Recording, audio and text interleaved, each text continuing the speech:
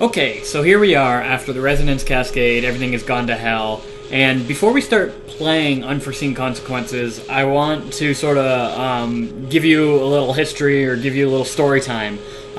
So the video's not going to do much, just sort of listen to my voice. Maybe we'll turn this down while I talk, at least bring it down to about halfway that. It's always so loud. Okay, so like anybody can play Half-Life, but it's always fun to take a step back every once in a while to get our narrative bearings. When I play through the series, I like to look at it from two perspectives. I like to look at it at Gordon's point of view, and then at the point of view from the whole plot structure. So I'm going to give you a lot of history right now, because a lot has happened in both the plot, both seen and unseen. So like most of this information is taken from Wikipedia, the Combine Over Wiki, the Half-Life Saga timeline, but it's all sort of organized in a manner that you can follow and understand. So what do we know about what happened to Gordon now?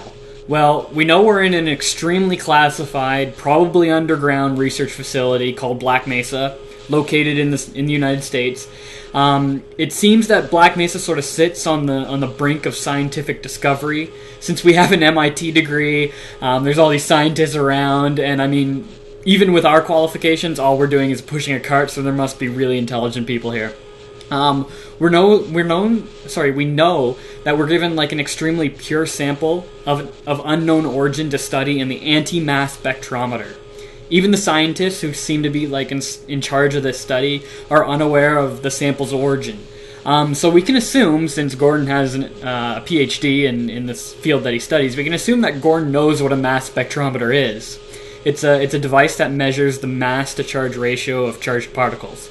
So it's used to determine the mass of particles, composition of a sample or a molecule, and for figuring out chemical compounds in like a sample.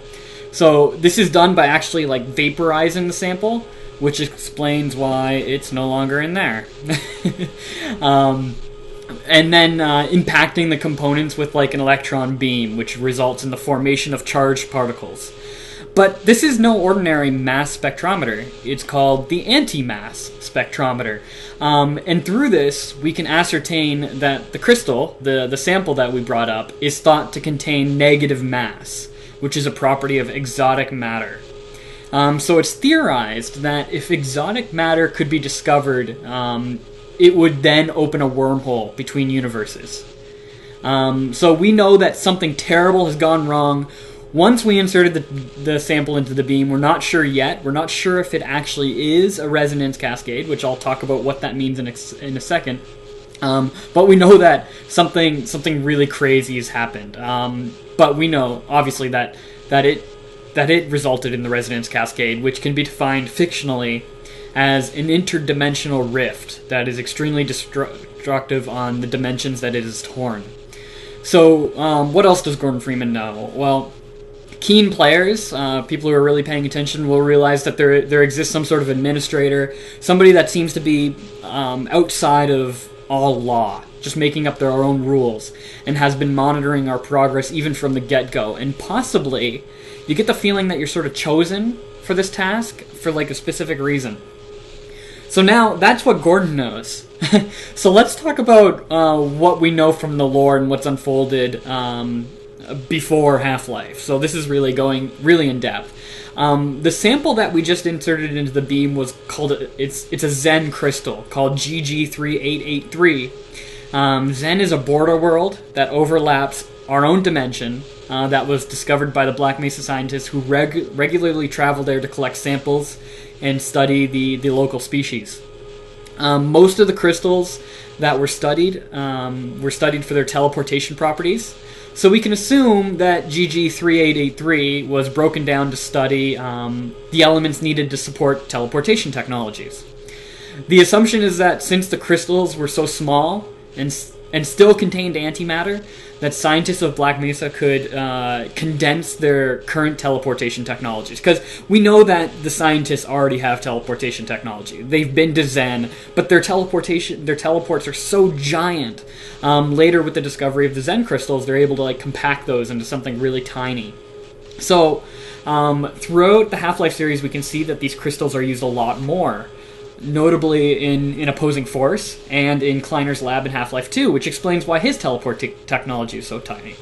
It's also assumed at this point that the scientists of Black Mesa have already mastered teleportation technology, but were unable to teleport to specific places on Earth, which is why they call Xen a border world. Basically, first you have to teleport to Xen, and then you can teleport back to Earth. You can't teleport within a dimension. So not only did the Resonance Cascade open a rift between Xen and Earth, but it also opened a rift between the Race X world, which is known only in Opposing Force. Although Mark Laidlaw has stated before publicly that he denies the existence of Race X and doesn't actually take it into consideration when he's writing for the Half-Life series.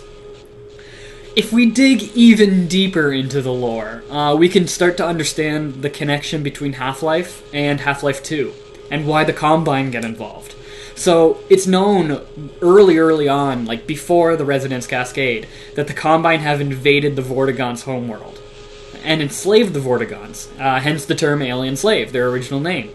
And their eventual, their eventual release by Gordon Freeman, we see the Vortigons as an ally to you, no longer enslaved by the Combine. Since the Combine enslaved their homeworld, the Vorts are sort of forced to retreat to Xen. And since Xen is used as a border world, they eventually cross paths with Earth and the scientists of Earth and the Combine. So since the Combine are known to like assimilate whatever's in front of you or whatever's in front of them and keep whatever's useful to them, as they traverse the universe, they quickly take interest in the human race. A race that seems to have already understood teleportation technology before even entering Xen. So then, also, I know this is heavy, but at the same time, Black Mesa isn't really the only company studying portal technology. Aperture Science is also studying portal technology on their many research facilities, including the Borealis, which hopefully we'll see in Episode 3. When the rift opens between Xen and Earth, the Vortigaunt creatures and the Nihilith and all those other inhabitants of Xen use the rift to escape the Combine control. So really, they're not invading Earth. It's not an invasion per se. It's like they're using Earth as a safe haven, right? They're trying to escape the Combine, and they're using Earth as an excuse. Okay, so that's all the history. Some fun facts or fun trivia about the Resonance Cascade scene that we just saw, and this is taken from Raising the Bar. It was originally going to feature some sort of alien that scurried out of the crystal sample, further foreshadowing some of the events later on in the game. And also the scientists up there in the control room were going to mention something about how the beams could be harmful to your junk and your sperm count, so that's always fun. So let's go ahead and play. I'm not sure how far we're going to get ahead of this. I might talk about some of the players. So the first dead guy you see is, of course, this Guthrie. No idea where the other one is. Maybe he blew up into a million gibs. And that door is locked. So we just sort of try to use the retinal scanner. I love this bit.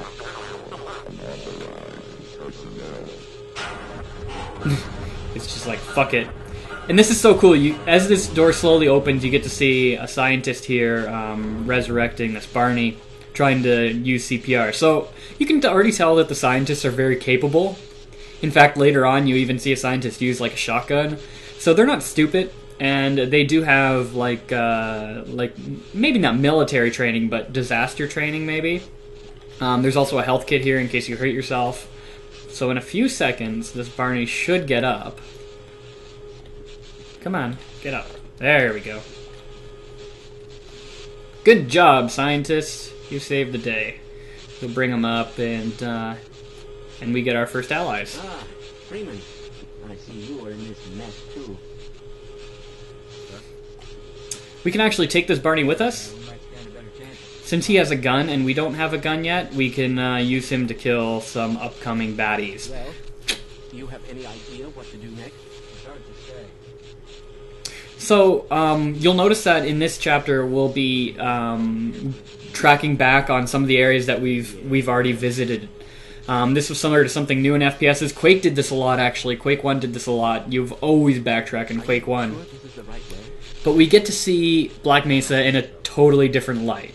all the features that were really prominent, like later on there's going to be, if you remember the laser tunnels, Here for a while? those will now become active and really pose sort of an obstacle for us as we make our way through Black Mesa. So we're really seeing those features in a different light.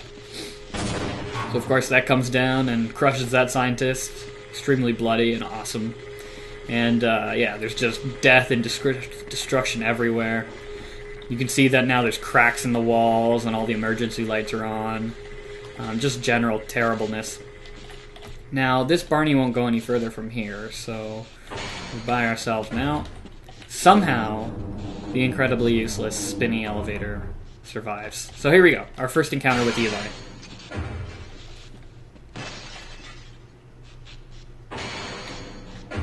Why didn't they listen? We tried to warn them. I never thought I'd see a resonance cascade, let alone create one. Gordon, you're alive. Thank God for that hazard suit. I'm afraid to move him and all our phones are out. Please, get to the surface as soon as you can and let someone know we're stranded down here. You'll need me to activate the retinal scanners. I'm sure the rest of the science team will gladly help you. So we have our first mission, really. Before our mission was just throw the sample in. But now To get one of these blood samples under a microscope? But now our goal is to just escape. Get to the surface, and we don't really know how far underground we actually are. With my brain. So we'll take this scientist, which we're supposed to do. And this is the first time we see an enemy in Half-Life 1. We get to see the head crabs here, safely tucked away in a little area. So The dimensional breach is definitely transmitting organic matter. and that scientist, of course, confirms it. This is definitely organic matter and can probably definitely hurt us. All right, so we're gonna get this scientist to open this this door here. Go ahead, work your magic. And it looks like the beam from the anti-mass spectrometer is still activated and causes serious damage. As soon as it make our run for it. Okay, so that's pretty cool. Yeah, you can actually die in there.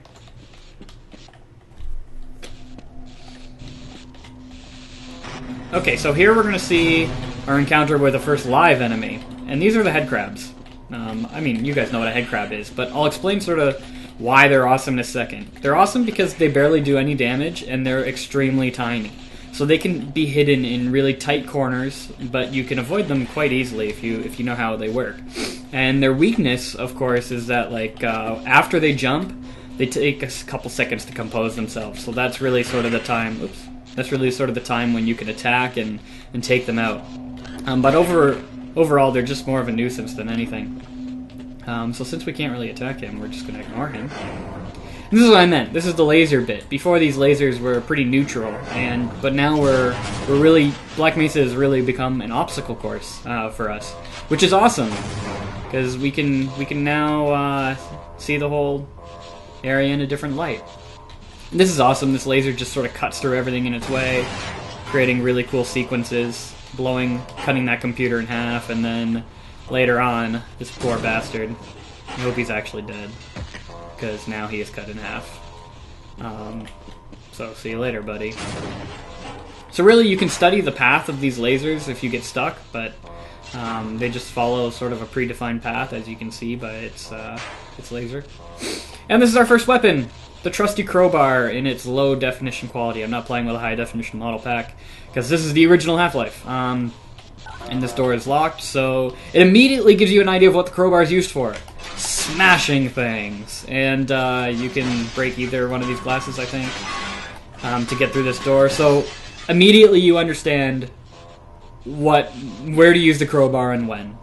Right? It's not just dumped on you at the beginning of the level. You're given a problem, and then you're immediately given the solution, and you work it out from there on in. So this is funny. It says, in case of fire, do not use elevator, and you can go through. You can go through the doors, but those guys die. If you hit the button, yeah, the same animation sequence happens. And if we head down there, which we can do, actually. You get to see like their skulls and all sorts of fun stuff. There's also a power pack down here. And is there anything? Oh, I'm kind of stuck. And there's some spinal cavities, all sorts of wonderful gore. And okay, so sucks to be them. They shouldn't use the elevator in case of emergency. And we'll use these ladders that I mentioned before as a way out. So here we go. Our second enemy, the zombie. And that zombie definitely killed that security guard. Sometimes that doesn't happen that way. So the way zombies work is actually, zombies aren't a creature of Zen. You can kind of consider them a creature of Earth. It's the result of a head crab taking over the body of taking over a host body. So as you can see, in this case, the zombie is the host body is a scientist. So this is what the head crabs do to you. They attach to your head and then control your nervous system, turn you into this zombie type character. So the zombies are pretty easy to get rid of if you understand their attack pattern. And the awesome thing about Half-Life is everything has an attack pattern and everything has a way for you to kill them. You can even, if you know their attack patterns well enough, you can even kill pretty much everything with a crowbar, except for maybe a gargantuan because they're armor plated. So the way the zombies work is they'll do two attacks, the swipe attack like that, or a downwards attack. Do your downwards attack. No, he's not going to do it. Anyway, he's not going to do it. So the idea is you can smash him with a crowbar and back off before they swing their downwards attack. And also we have the pistol, because this Barney died. The pistol has two fire modes, the semi and then the full. You can just hold right click to shoot in succession. Also the pistol can shoot underwater. So that's good. All these have stopped. That's cool. And let's head through here.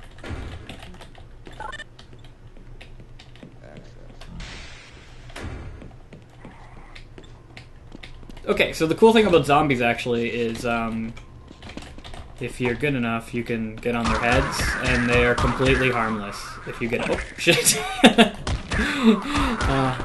Foot in my mouth right there. They're completely harmless. With most characters in Half-Life, if you can just player walk on them. And they can't actually look up. So fuck you, Mr. Zombie. So when you're playing on hard, it makes it a lot easier. And here you get to see this head crab is actually alive, trying to take over this host body. You get to see sort of the transformation cycle and kill off that head crab and save that poor dude. I mean, not really save him. So if you remember over here, look at this blood trail. Like, this is just awesome detail. Incredible detail. If you remember over here, this is where we messed up the lunch, and if you're low on health, we can use these pop machines to get some health. There we go, full health. Head into the locker room.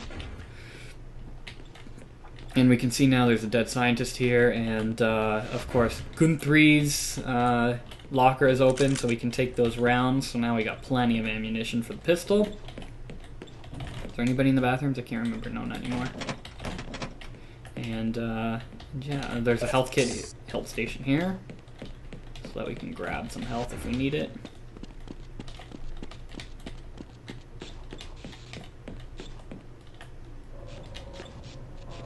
And now we can see that this is completely blocked off.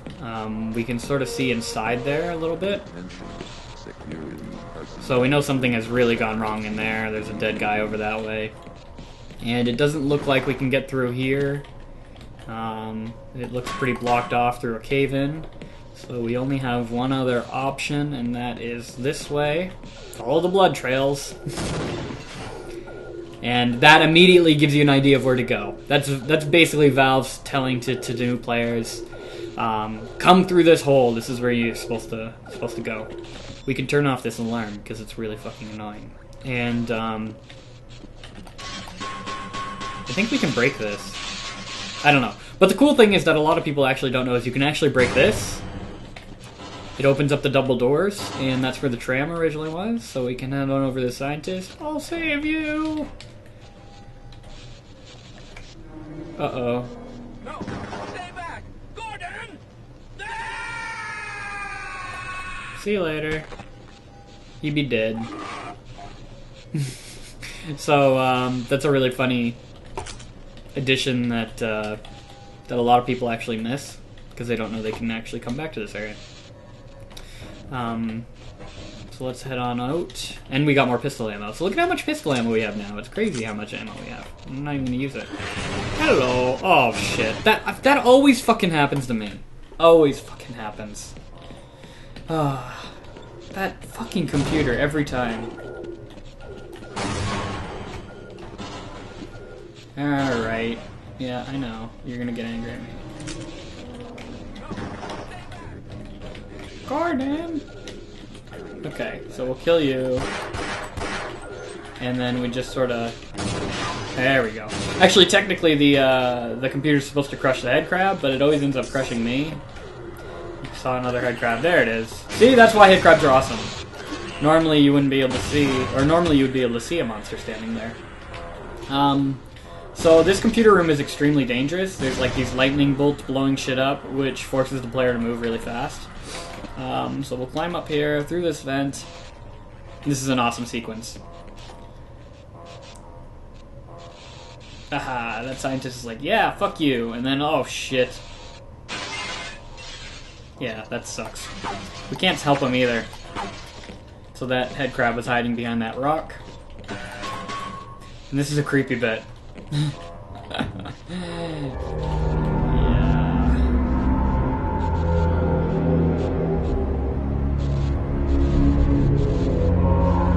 This really adds a horror element to Half-Life. I mean, the game's not really that scary in retrospect, but this part is definitely creepy.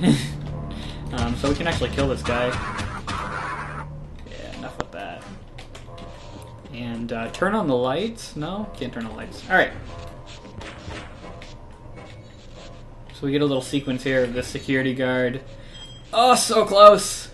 Too bad. I'll take your gun though. Thanks. And he fought valiantly with this zombie. We can use the health kit, but we don't need it.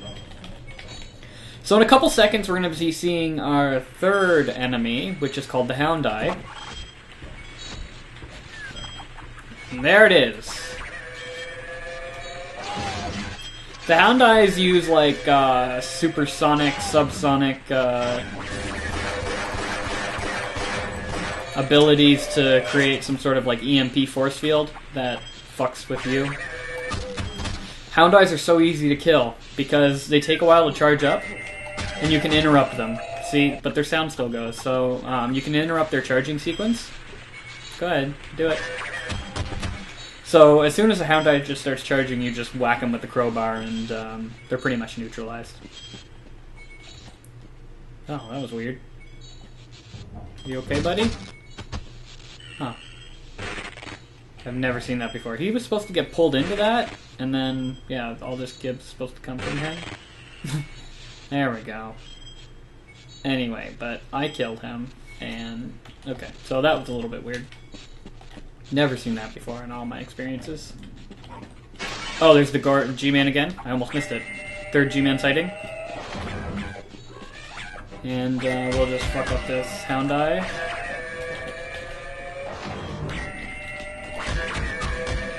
See, and you can juggle between them if you're quick enough to interrupt their charging sequence. So let's head in through here. Head crab here. And ladder. Okay, so this bit you're supposed to do that. To shoot the... oh, hello. To shoot that. Now there's a scientist in here. And I'm not going to have him follow me yet, though. Ah, you have one of the new HEV suits. Yes, that I do. Be very useful. It so far is. I'm not going to have him follow me yet, because I'm going to just sort of clear the way. You're supposed to bring him up to this bit, but sometimes I kill him with this thing, and I like doing this. Like, come here, zombie! Yeah, I get all angry and shit. I like blowing him up. I like gibbing. If there's ever an option for gibbing, I will use that option over any other option. Kaboom! I actually hurt myself a lot more than I hurt it. So yeah, we can't get in here. It's locked.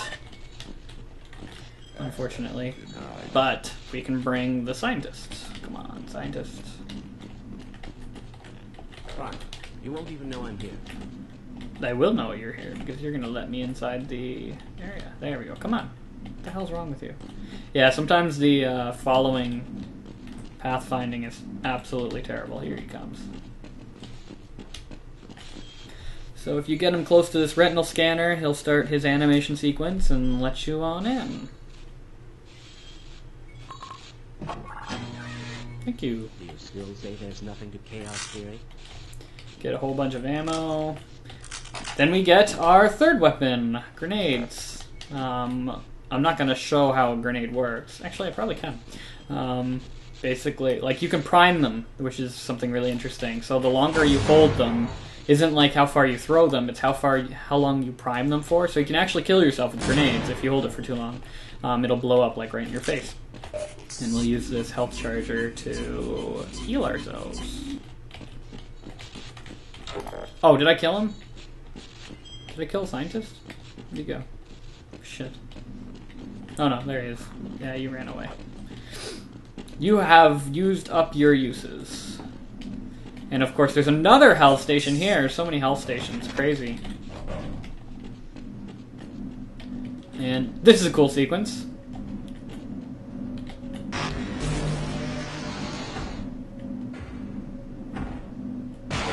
And we get our first look at the alien slave. Or Vortigaunt, as it was called later on. The alien slaves, as you can see, are enslaved by their collars and wristbands. They have a charge time as well, just like the Hound Eyes. But unlike the Hound Eyes, if you're within line of sight of the Vortigaunts, they will hit you directly with their laser beams. More on that in a little bit. You'll see me fight a whole bunch of them, I'm sure. This is a cool sequence. This zombie sort of crawls out of here. So, at this point, as a player to the Half-Life series, you're like, wow, this game is like watching a movie. Because it really is. Every corner is a new sequence. Can I reach him? No. Here's another one. This is as far as I go. There's a scientist hiding in here. You're supposed to say this is get out or leave me alone or something. But I guess he's not this time. And we have to kill this head crab first. Head through the sewers to get to the other side of that grate. So the sewers are just like a mini maze. It's nothing too complex. And the idea being that you use this valve to raise the water line. First swimming bit. And then once the water line is raised, you'll be able to swim up here and use the climb out. Why can't I climb out? There we go. And we're going to kill this zombie.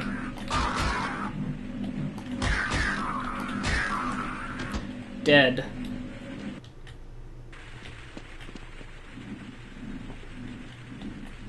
Okay, so I think this is a good place to stop.